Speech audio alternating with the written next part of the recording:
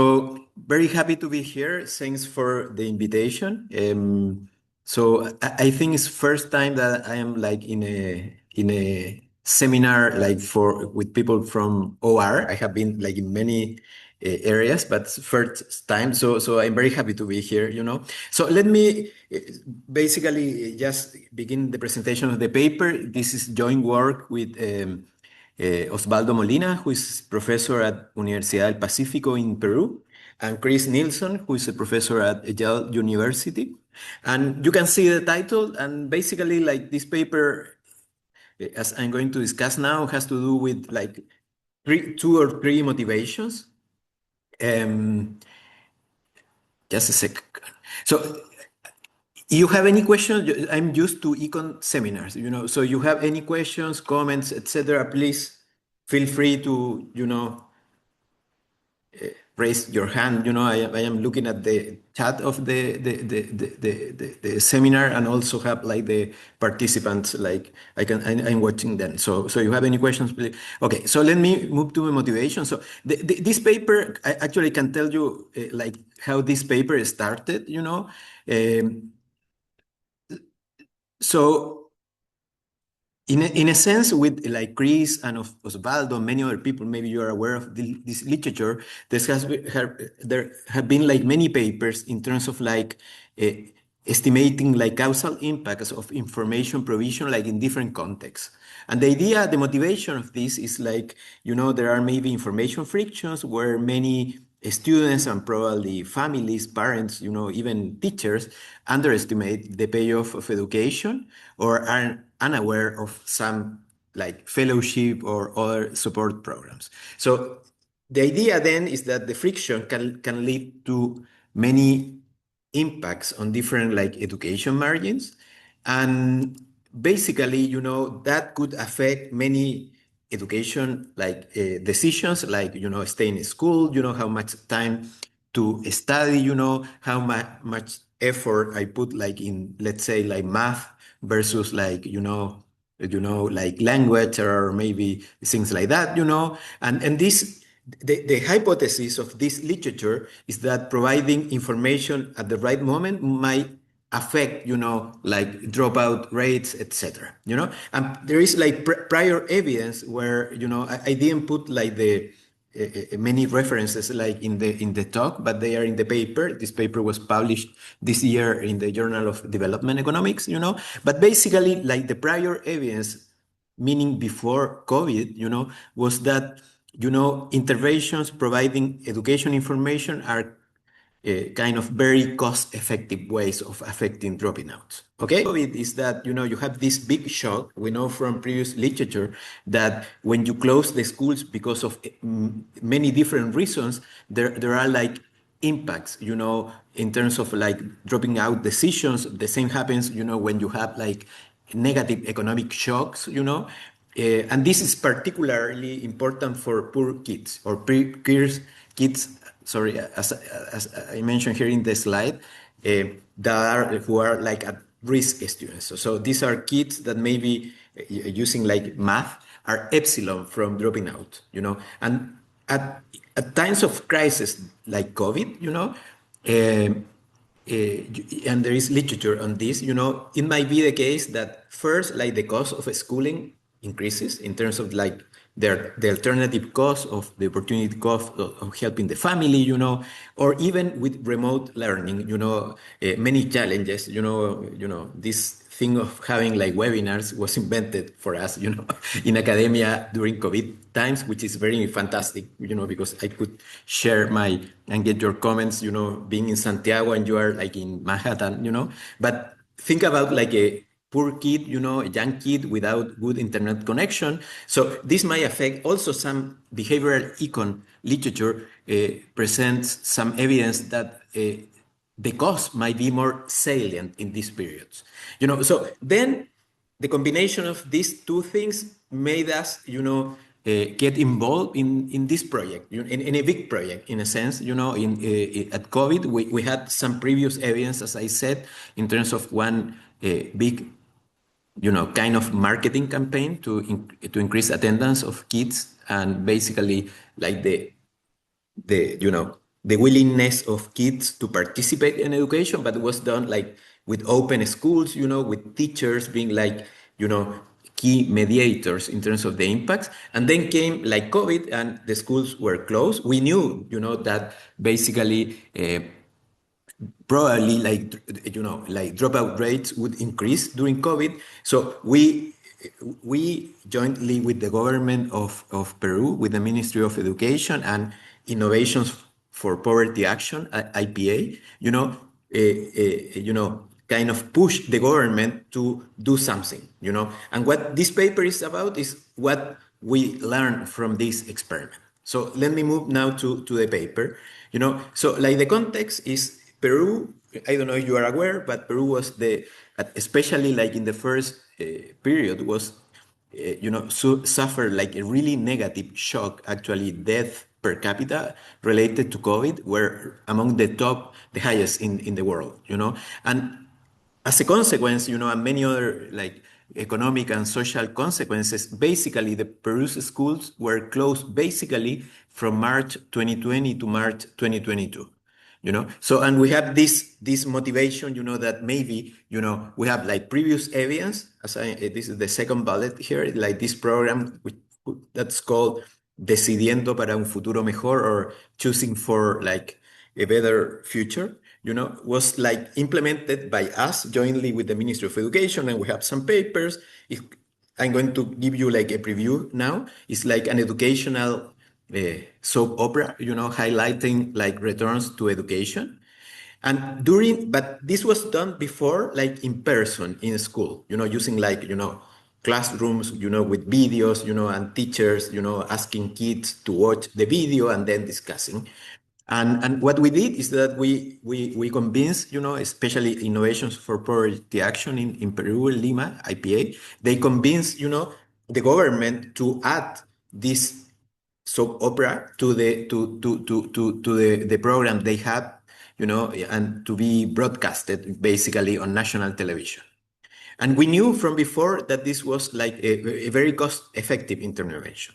So what we did, we have like the television campaign, in a sense. As you can imagine, the problem for a guy like me that works basically with randomized controlled trials, I am affiliated to JPAL, is that everybody was going to receive it. The hypothesis was that, the hypothesis of the program of the government is that everybody was going to receive this treatment. But we knew from previous literature that take-up was not going to be 100%, or even 50%, even when in school interventions. So what we did was we designed an encouragement design, which basically means we randomly selected some families, to receive phone calls like a few days before the programs were screened in the television, and to call the families and encouraging them to watch this DFM program. Okay, so how we did this, we have like a sample of like 80,000 high school families in urban Peru, specifically with the students like in 9th and 10th grade. In Peru, the last secondary grade is 11th grade, so it's not 12 years, it's just 11 years of complete primary education, or K-12, whatever, and we randomized this. So the idea was that we were going to have some part of the population that was encouraged to watch these programs and see, two things, which we are not able to disentangle, how much encouraging people is important, and how important, is to have like the television, like soap opera screen, communicating some content, and you will see that, and I would like to be very upfront and give you like the spoiler, is that we do find, that basically this intervention is very cost effective, actually, calling by phone. But with secondary data we collected, not from our intervention, we know that the TV ratings at the times of like these programs was extremely low. So probably, a big share of the people that actually watch these chapters was the people that we call, So in a sense, it's like good news and bad news. The good news is that you call people, which is not very expensive, and you ask them, to watch a particular program in TV, is very cost effective, but just having like the content in open TV is not enough because take up is extremely low, Yeah, question, Felipe. Yeah, quick question, Francisco. So, I wanted to ask about the channel. So, I guess in particular, this time of day, you have young people doing a lot of like TikTok, Instagram, other channels beyond TV. Did Yeah. you consider these channels as well Yeah. for this program, or was that not part of the Yeah, decision? yeah, that's a great question, and I think like the next research has to be done using your tools. This was like 5 years ago, So Felipe, so I'm not an expert, but I think like my answer is like twofold. First, is that I think 5 years ago in the population we were studying, social media was not that important. Actually, I think TikTok was like the demand was not that high. And second, we actually, I think, the program actually like this, it's called in Spanish, Aprendo en Casa, learning home, something like that, had a mirror. So they had like the TV thing, and there was like a mirror on the web page. And I don't know if somebody in the audience is from Peru or knows more about this, but basically what I know is that there were like some process evaluations, Felipe, and it seems that the take up in the like web page, with like videos, etc., was not that high. But I agree with you. Going back to my first comment, I think like the frontier research has to be done with what you're saying. Using like a different way of like, maybe getting to people, to actually kids, families, and television is not obviously very important. Probably for a big share of the population. Yeah, yeah, very That's good. interesting. I mean, I guess one of the things that comes to mind, and I mean, this is not something that we can go with like a tangent, and I'm also not an expert here, but I guess like part of the channel maybe captures different parts of the family. So maybe the TV captures the parents and through the parents, and it's like indirectly. Perfect. Yeah. Yeah, Thank you. yeah. No, no, no. Great question. Maybe, I think there is a lot of space to do more research here. Actually, related to your comment, something we experimented, in Chile actually was the following, which is, I think, kind of interesting related to your point, is that we have like some stuff uh, screen in television. And what we did there was to motivate people to go and, use social media in a sense, So it's like, but it did, well, it didn't work that well. Actually, I don't have a paper on that but that was the hypothesis in a sense, So I use television. It's like, an ad in a sense, an ad for, something else. And we were not able to, so basically people saw actually watch. So like the programs, it was about something different. In Chile, it was like, giving, it's about parenting. You were like in your house and you needed to have, your kids were going to be the whole day with you. What would you do? How to help them, to do homework, etc. And we got actually screen time in good times actually, but the content of the intervention then in the television was not actually content. Was a little bit of content, but an invitation, to see more material, and using like some, this was like 5 years ago, so we didn't have many tools then, but using like Google Analytics and things like that, we noticed that the actually visits to the web page and even Instagram, YouTube, things like that were really low, Yeah. But great, I think you can do many interesting stuff, along the lines of what you suggest. Yeah. So basically, I already told you like the research question, yeah, yeah. So the idea is like, can this like light touch remote infonet prevent dropouts during a crisis, And before I get to the actual content of the paper, I want to mention two additional literatures that are important for us. So I don't know if you are aware, but there is a literature called let me see how I pronounce this, edutainment literature, which is like a combination of education through like media, and some papers actually on Sesame Street, MTV 16 and Pregnant, etc., showing that basically, sometimes if you embed, some content, good or bad content, actually there is literature like telenovelas in Brazil and the dictatorship, etc. This might change, beliefs, behavior, etc. So in a sense, our paper also speaks to that literature, but the problem I already told you is that the take up, in a sense of the pure television intervention was really low. So basically, maybe you need something else to, as our phone call, maybe something different, something, as Felipe was suggesting, like a different, whatever. Yeah.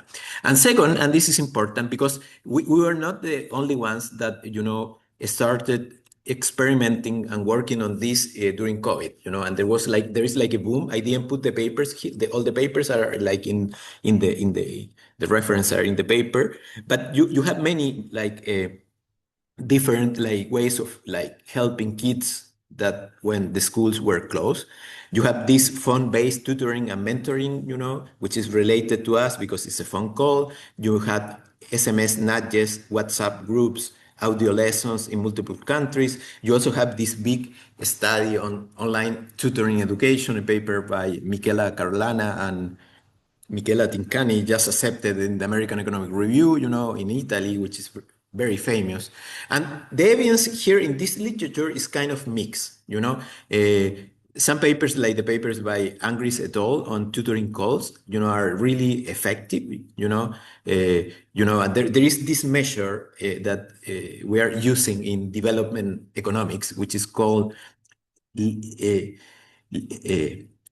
of learning, LAYS, learning adjusted years of schooling, which is a combination of like having the kids in the school times, kind of a function. It's a function actually, for having the kids in school, and how much they learn, and what people do is that, they find like causal impacts through some RCTs, and they compute how many learning adjusted years of education per $100 you get, and the more efficient is this paper, one of the most efficient is the paper by Angris et al., but other papers also in the literature find no significant effects. And something which is interesting, and this is where we kind of enter in this literature, is that the cost of these programs was from like $12 to $40 per student. Why? Because they call the students or their families and they have to spend, I don't know, 20 minutes, or in the case of online tutoring, I don't know, like 16 one-hour sessions. Our contribution, I'm going to tell you now, the cost for a student of the encouragement interventions is about $1.50 per student. So it's much cheaper, because we spend like less than 4 minutes in each call, So this is kind of different from the literature, is cheaper, but also is kind of an encouragement to do something else, and this is like the new thing. It's like, it's not embedded in the intervention, like the content is, the intervention we evaluate is push, nudge, kids or families to watch something and see what happens. Okay, so I have many things here, just to tell you the idea. So this DFM, Decidiendo para un Futuro Mejor program, is like, this was done like 10 years ago, actually, it's like 4 chapters, like half an hour chapters, and there is a first chapter, which is like learning the value of education. Then and we have 2 characters, just to tell you like the plot. We have Kike and it's here, sorry, and Claudia. Kike is like, actually Kike is here. So for instance, Kike is like the boy, and the margin that this character speaks about is a kid who is not that interested in in university or college education. Is more like interested like in vocational technical education, but the margin that how you say, like the margin that is very important for him is like labor. Actually in this, what you're seeing here is like Kike, his father, and a doctor, and he's like in a clinic, because he, at some point of the telenovela, he left the school, he dropped out, to work with his father. Why? Because his oldest brother also dropped out to work like in an auto mechanic,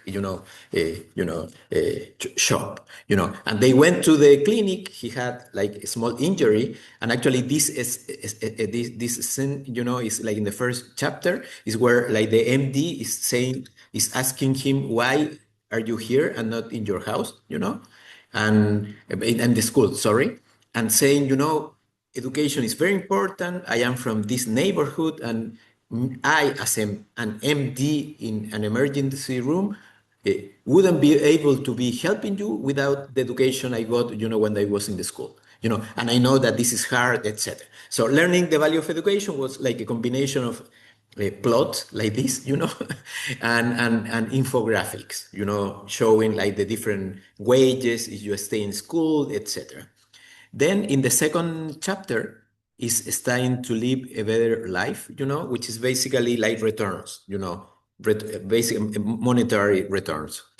Third chapter is about scholarships that were very important and are in Peru, actually, for college education, actually, the Beca 18 program, Scholarship 18 program, and basically communicating that it's important to study, because if you study and you do well, you can get this scholarship, and you could go to college or technical education, whatever, and you're going to increase your choice. And in the last chapter was about the major you had to choose. This is like, as in many Latin American countries, when you enter like higher education, you have to choose your major.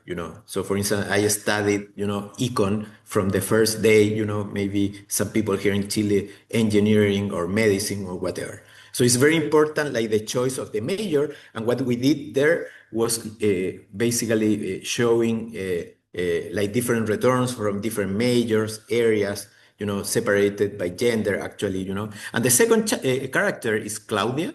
Claudia is not here, and Claudia was more like focused on like college education. He wanted, to have like a traditional, I don't remember, was like a lawyer or something like that, and she had like a different margin, getting convinced, that basically getting to college was possible for somebody like her. And there is a secondary character which is very interesting, and this is the details. We did this. We didn't actually produce this. It was done by professionals, but we have like different hypotheses. And there is a secondary character which is actually Diego, who is sister of Claudia, who is very, in a sense, his expectations about education are too high.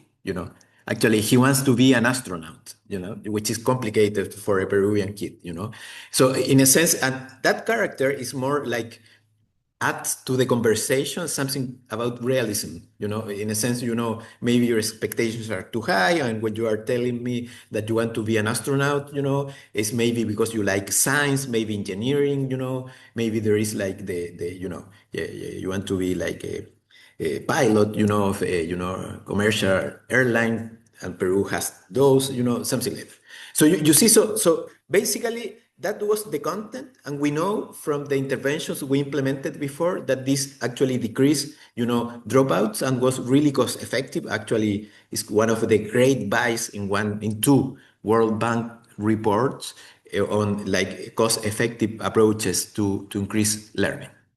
Then we started this conversation with the Ministry of Education in Peru, and we convinced them, to screen this telenovela update first, the telenovela.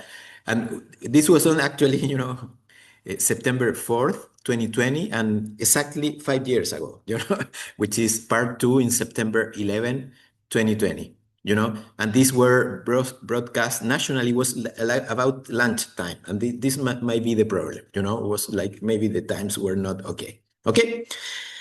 And you can see here, like, because it had to be adapted, and this is actually like a shot friend of mine took, took from the when they were on screen, like in television. Okay. Okay. So I already told you about like the idea of like having like this randomization, and I want to be very transparent in terms of like showing you the messages. Okay, so we have the main message was here. Actually, I copy pasted it from the paper. You can see here the reason for my call is to inform you that this and next Friday, this was done before, Aprendo en Casa will have a special program about the importance of continuing to study, even in difficult situations like the ones we are facing. This special program will last 1 hour and will contain important information about the value of education in general, why it's important to pursue higher education studies at an institute or university, and also about the financial support opportunities available to study. For students in third and fourth secondary, so that's ninth and 10th grade, like Felipe, let's say, the first part of the program will be broadcast, this Friday from 3 to 4, and whatever, don't miss the opportunity to watch this with your family. That was the main script after, sorry, asking like some questions.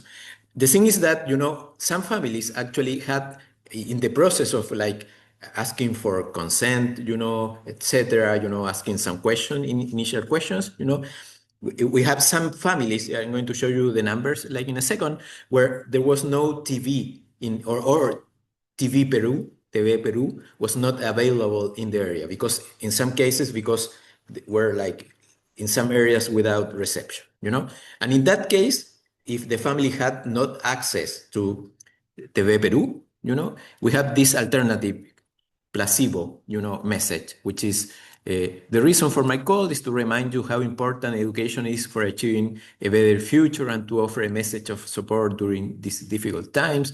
Despite these challenges, it's crucial, etc. Whatever. It's like basically telling them that they could do stuff. Remember that the tutor of Felipe again and the principal of their school are available to support you because they had actually, some online classes. If you have difficulties contacting them, you can also reach out to the school district to which Felipe school belongs.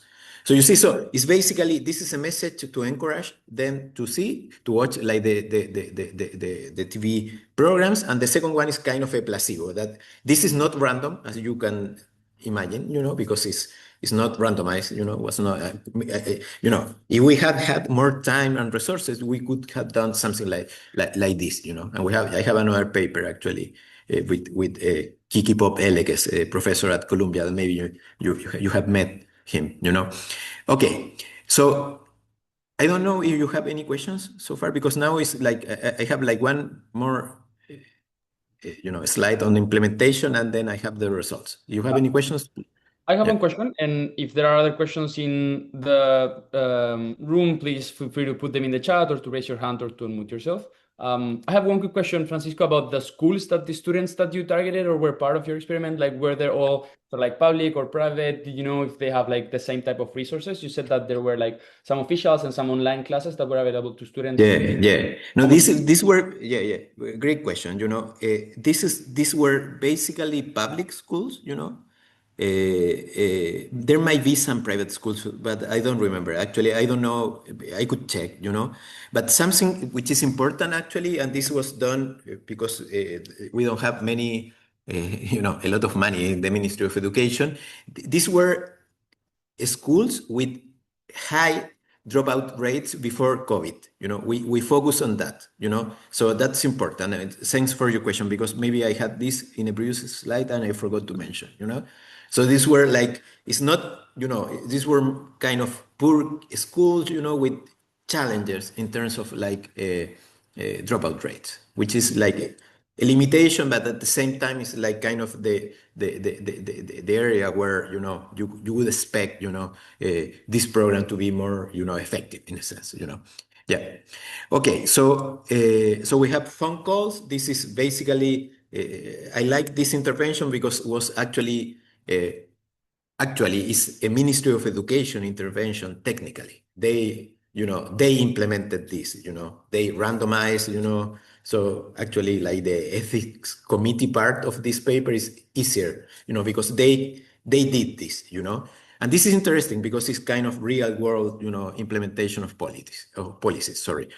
So, so using the phone list numbers for phone number list that they had in the Ministry of Education, they reached out to about 72% of the families, Yeah. Of those, like two-thirds, like 64% agreed to hear the full message. If they didn't consent, we didn't continue asking questions, telling them the stuff. And as I said before, about 80% had access to TV Peru and so got the specific view. So in terms of take up, the I don't know if I'm going to have time, but basically like actual take up of a message delivered to a family that had access to TV Peru was 35%, more or less, And this is so. I'm going to show you intention to treat estimates, but also have TOT, treatment on the treated estimates, where I'm going to use this as the take-up variable, okay? And the outcome measure is basically primary outcome was school dropout in 2021. Yeah, yeah. And we could follow these kids and, we have to get the data because there was some complication actually with the data set in those years. So it's not obvious how to match actually dropout rates after, 2021 to our sample. Okay. So this is randomization.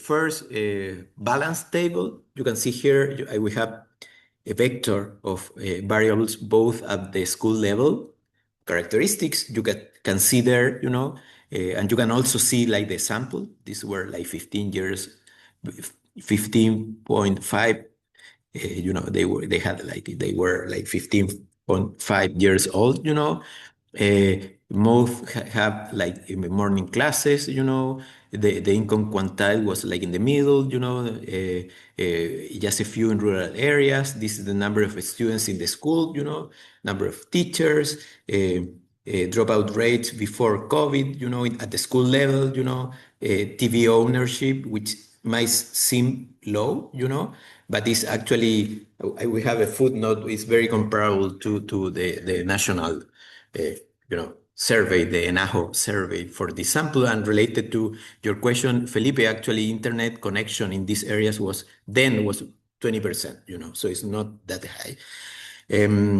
They were like, more male, more boys than females, than girls, this Juntos program is like the main conditional cash transfer in Peru, and like about 20% were like, in that, you can see my thing. Yeah, yeah. Okay.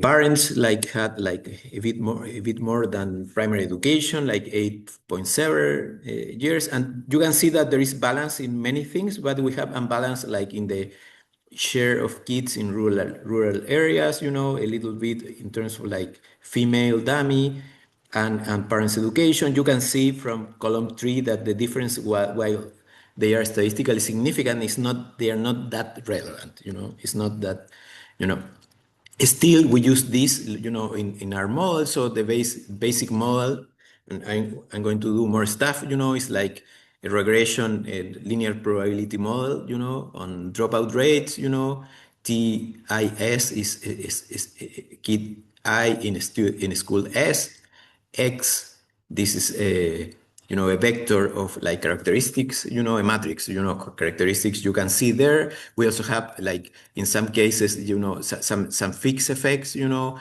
things like that. Actually there is a typo here. It's not, we don't have a school fixed effects, because, and that, let me move maybe, okay. Okay, so this is like the main table of the paper in a sense, Yeah, sorry. Okay, so Column one is just, treatment dummy on dropout rate. So treated kids decrease like the probability of like dropping out in about zero point 0.6, percentage point, this is without cluster standard errors. Then if you cluster standard errors at the classroom level, while the intervention was individual level, this is more conservative than same point estimate, obviously, is not as statistically significant. If you control for some things, basically it doesn't change like the impact estimate.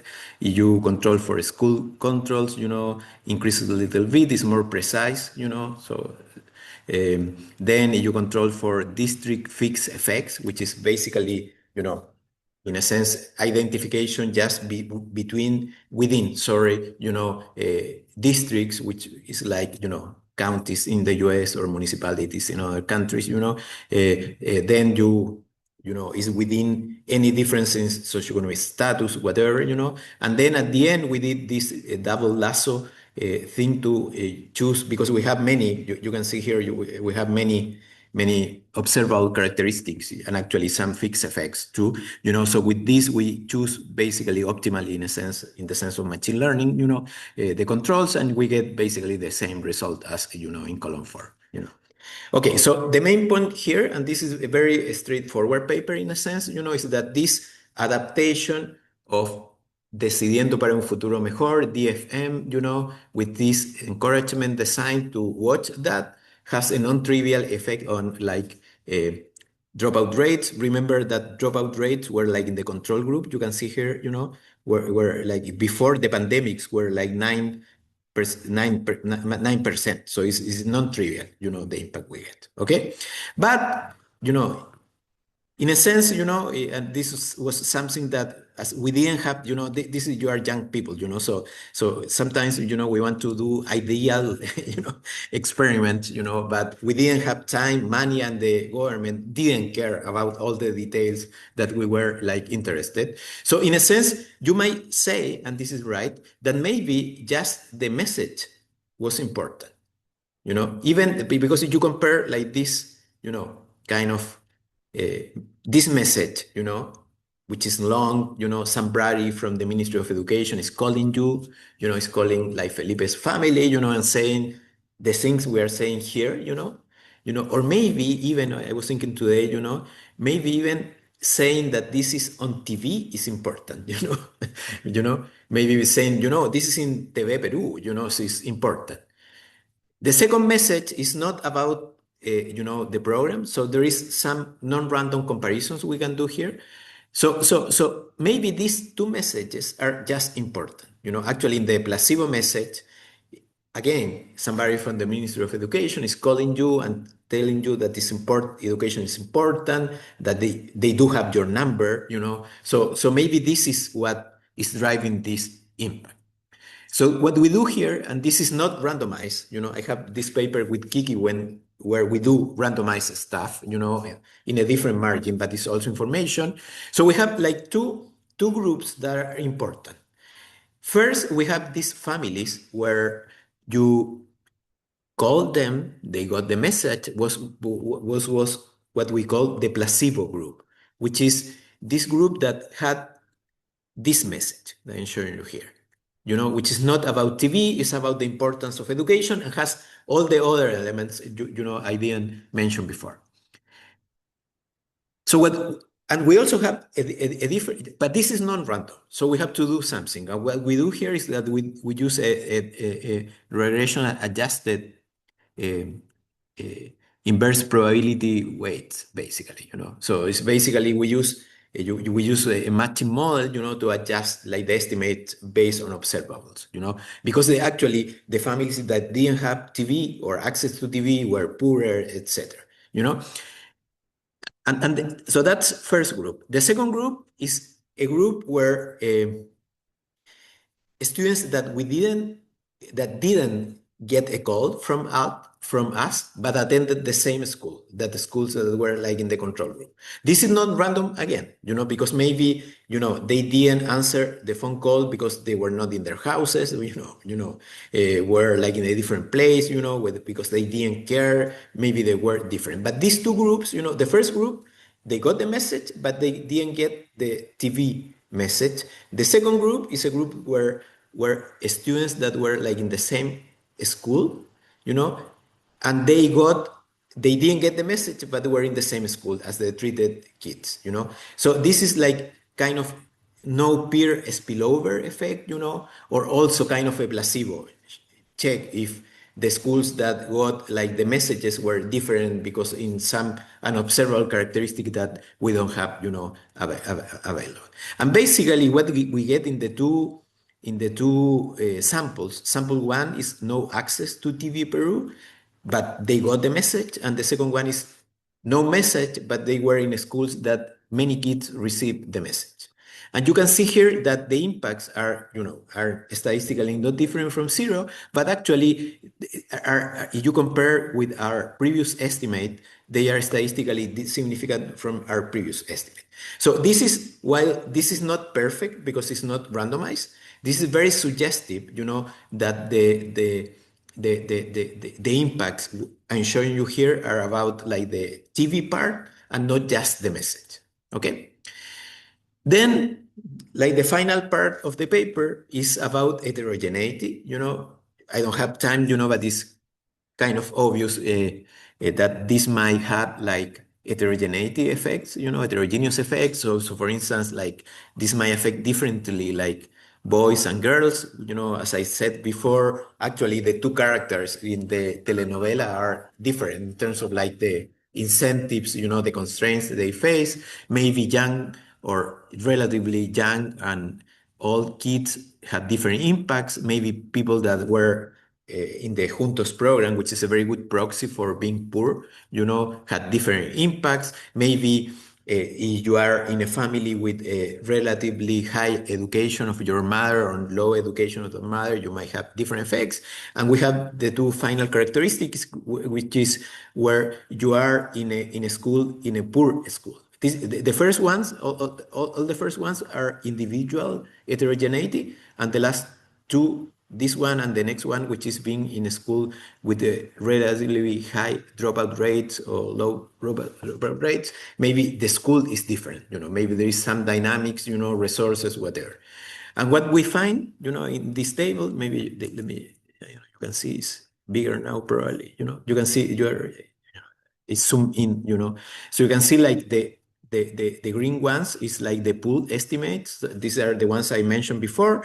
And you can see that there is not a lot of heterogeneity, in terms of impacts, but in terms of like being in a high poverty school or in a high dropout rate school. And so we have this, we complemented this with yes, to make sure, because I might be fishing, trying to find some heterogeneity and reporting it. So we have this machine learning exercise using Chernchukov et al. Using like elastic net and random forest, where the idea, I don't know if you're aware of this method, but basically they have a model, where they first, and this is in this part, let me this, here, which is in this part, where and using both random forest and elastic net, they identified average treatment effects here, and then they test whether the treatment effects are heterogeneous or not. So, which is this number here. So if this is zero, there is no heterogeneity. And actually, I think it cannot be above one. I'm not completely sure because I am a provost. I'm at my university, so this is the first seminar in many months. So I'm very happy about that. So thanks, Felipe, for the invitation. Yeah, let me. Even I forgot how to. Yeah, okay. How to use Zoom. Okay, so this is in the top in the panel A, and in panel B they identify whether there is whether gender is statistically different, for instance, between the least affected group and the most affected group. And then they test, and they do the whole like plumbing stuff, in terms of machine learning, multiple hypothesis testing, etc. And they do find with this methodology, we confirm the previous results, both using elastic neck and random forest, and we have this also using this method. It seems that the difference that we didn't kind of find or like identify between boys and girls, which is here, is it seems to be important when you, in my opinion, use a more robust method. Okay, Felipe. One quick question, Francisco. So for the previous table where you were showing the difference between the subgroups, can you explain a little bit more the change in sign for the last two cases? Sort of what's the mechanism for that, or why do you think? Here, Yeah, here, yeah, yeah. this is basically very close to zero. I think what we find here is that this, which is kind of interesting for for the hypothesis of the paper, is that for kids attending like low poverty schools, this didn't matter in terms of like dropping out rates, and the same happens with the dropout rates.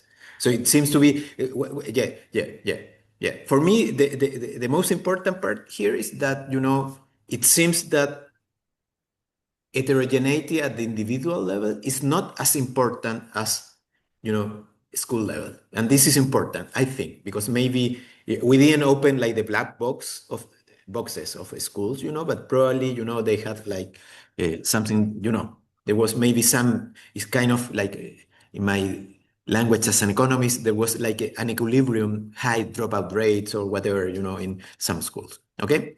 Okay, thank you. Yeah. Yeah.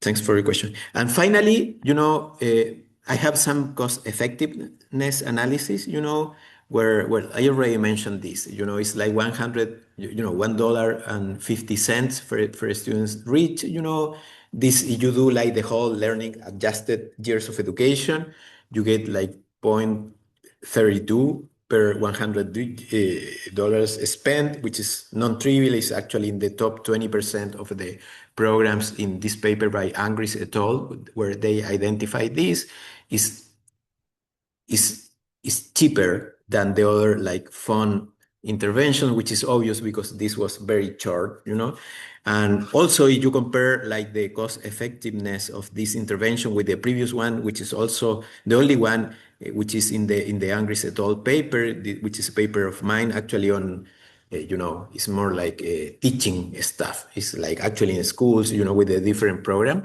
This is comparable. So it seems that, seems to be something you could do like in a crisis period, seems to be very cost effective, but moreover, if you wanted to increase like the cost effectiveness of this, you should, I think, at this stage target, on the students, and there is literature and this now, formalizing this idea, targeting on the students or schools that have the biggest impacts. Okay. So, and in a sense, just to finish, information might help in a crisis, Long engagement is a limitation. This is actually a number I forgot to mention before. Just, 0.15% of the families actually watch using ratings, TV ratings. This is secondary information. Watch actually freely, like the program, Without the phone calls, almost no one would have watched DFM, maybe, you have to do something different, to boost reach, maybe you have to add this, whatever, like in a regular telenovela, which is, or whatever, in a very popular program, going along the lines of what Felipe was suggesting, you could target, but in a sense, like this idea of phone calls, and this is, I think, an important conclusion of what we learned from COVID, and sometimes even surprisingly, this seem to work. You're getting a call. Actually, there are like recent papers on like. Actually, it was well, I cannot say. But I read a paper. On phone tutoring. So tutoring by phone in different Latin American countries, and that had an impact which was non-trivial. Imagine you were like teaching kids how to do math on the phone. And this had an impact, So I think this is interesting, but as you maybe are thinking now or concluding, we have to understand many things. This is kind of a bit of black box. So you are young people, studying a very good university, so you can do very interesting research. So that's it, basically. I don't know, you have questions, comments.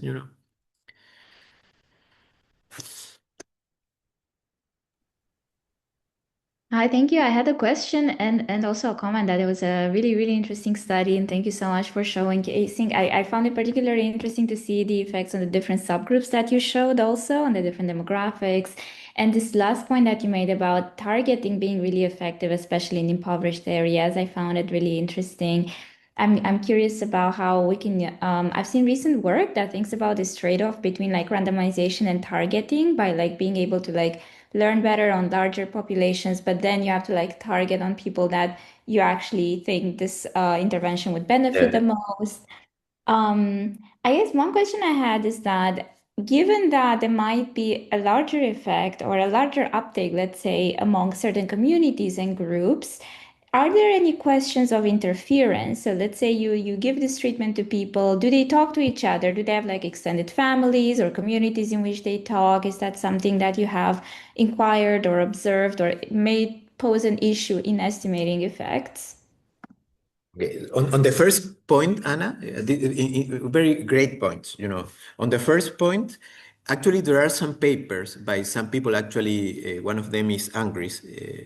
Is that they do the following, Anna. So they randomize, but within the randomization, they start targeting. This is like dynamic treatments. Let's say I start with a whole sample. I do stuff. And then in stage one, I learned that, Anna is more affected than Felipe. Then I go and I could do actually some randomization with Anna and not with Felipe, and I learned, so in a sense, the trade-off you mentioned before, there is some very cool, research, frontier research, trying to deal with that. Actually, like embedding in the randomization studies, optimal targeting in a sense. And actually Yeah, in the paper, yeah, that's very interesting.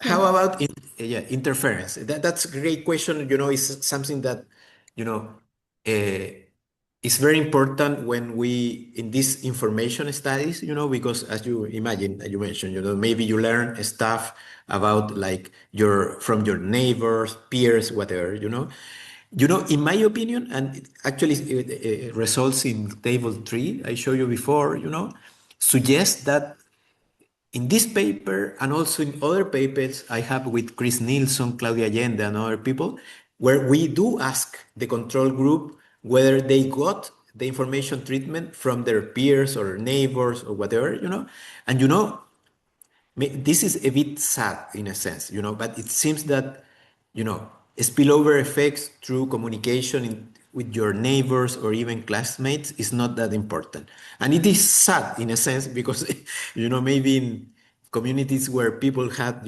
strong links, it would be obvious to share information. But at least in the studies I have been working on, like in Chile and Peru mainly, and the stuff in these papers with Chris Nilsson, Claudia Allende, or this with Osvaldo, the stuff actually with Kiki Pop Elegance, we do, in all the papers, we do have a discussion in terms of spillovers or interference, and I have another paper which is more about like political outcomes, and also seems to be that spillovers are not that important in this literature, yeah, yeah. Yeah, thank you. No, thanks for the question. Great question. Thank you so much, Francisco. I don't know if there are any other questions. I know that we're running close to time, so I just want to announce that and make sure that, I mean, if there's a quick question, I think that we can still pop it up. But otherwise, for the time being, Francisco, thank you so, so much for the talk. I think it was fascinating. As you mentioned, for the community like of emo in general, we are people that are interested in problems that are applied and have social implications. And I think that this shows and showcases sort of like a long-term collaboration also with public institutions, with policy deployment, which I think is very, very interesting for the community overall. So thank you so much Great. again for this time. Oh, great. Thanks for the invitation. And I am available, to discuss this stuff and you have research ideas, etc. Thanks a lot. Thank you so Bye-bye. much, Francisco.